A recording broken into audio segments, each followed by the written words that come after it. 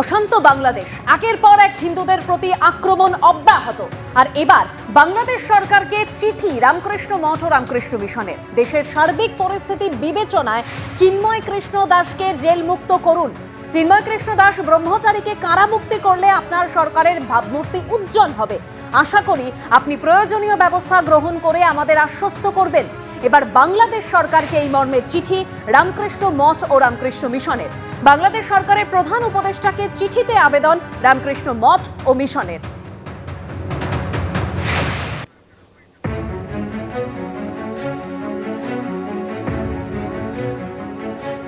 আগামীকাল বিদেশ সচিব পর্যায়ে বৈঠক রয়েছে দুদেশের মধ্যে। তার আগে কিন্তু হুমকি হুঁশিয়ারি থামছে না। এবার মমতা বন্দ্যোপাধ্যায়কে আক্রমণ করলেন বিএনপি যুগ্ম মহাসচিব রুহুল কবির রিজভী। বাংলাদেশি শান্তিরক্ষা বাহিনী পাঠানোর দাবিকে কটাক্ষ করেছেন।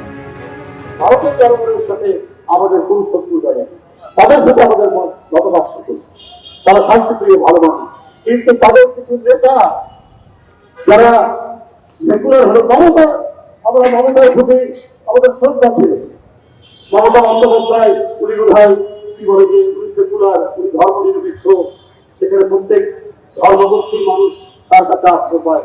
তিনিও বললেন বাংলাদেশে শান্তিরক্ষী বাহিনী জাতিসংঘের পাঠানো দরকার। তো বাংলাদেশ আপনি কি দেখলেন মমতা বন্দ্যোপাধ্যায়?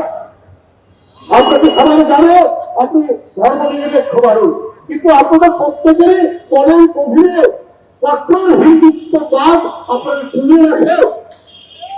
এইটা আজকে প্রমাণিত। আপনি এও জানেন না যে অন্য দেশে জাতিসংঘ বাহিনী অন্য দেশের লোক ওটা দাবি করতে পারে না। এটা এমনকি ইন্ডিয়ার পার্লামেন্টে অনেক এমপিও কথা বলেছে। কিন্তু আমার মনে করে আরে বাংলাদেশ আবার কি দেশ, আমরা যা বলবো তাই হবে, সেটা হবে না। 18 কোটি মানুষের দেশ, যারা 30 লক্ষ জীবন দিয়ে এই স্বাধীনতা কিনেছে, তাদেরকে মনে করবেন দিল্লি থেকে এসে আপনি বাংলাদেশ শাসন করবেন। আর এই দেশের ইতিহাস তো দিল্লিকে অমান্য করা। দিল্লির বিরুদ্ধে প্রতিরোধ করেছে আমাদের এই শাখা, আমাদের পৃথিবী, আমাদের হাদিস শরীয়তুল্লাহ।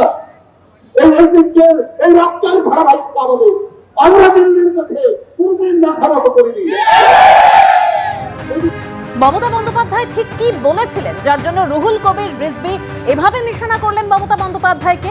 2রা ডিসেম্বর বিধানসভায় মমতা বন্দ্যোপাধ্যায় তিনি বলেছিলেন, কোনো ভারতীয়ের উপর অত্যাচার হোক এটা নিশ্চয়ই চাই না। ভারত সরকার বিষয়টি রাষ্ট্রপুঞ্জে উত্থাপন করুক যাতে তারা শান্তিরক্ষা বাহিনী পাঠাতে পারে। কি বলেছিলেন মমতা বন্দ্যোপাধ্যায় শোনাবো। আজকে বাংলাদেশের সাম্প্রতিক যে ঘটনাগুলো ঘটছে, আমি এসব ব্যাপারে ইন্টারফেয়ার করবো না, কারণ বাংলাদেশটা অন্য দেশ। এটা আমার এখতিয়ারের মধ্যে পড়ে না, এটা সেন্ট্রাল গভর্নমেন্টের এখতিয়ারের মধ্যে পড়ে। কিন্তু গত 10 দিন ধরে আমি দেখছি government of India is totally কিকমম, একদম চুপ করে আছে। কোন ভারতীয় অত্যাচার হোক এটা আমরা নিশ্চয়ই চাই না। Government of India can take up the matter with the United Nations so that they can send the peacekeeping force in Bangladesh and they can rescue all people from Bangladesh. এটা আমার সাবমিশন থাকলো, আমার request থাকলো।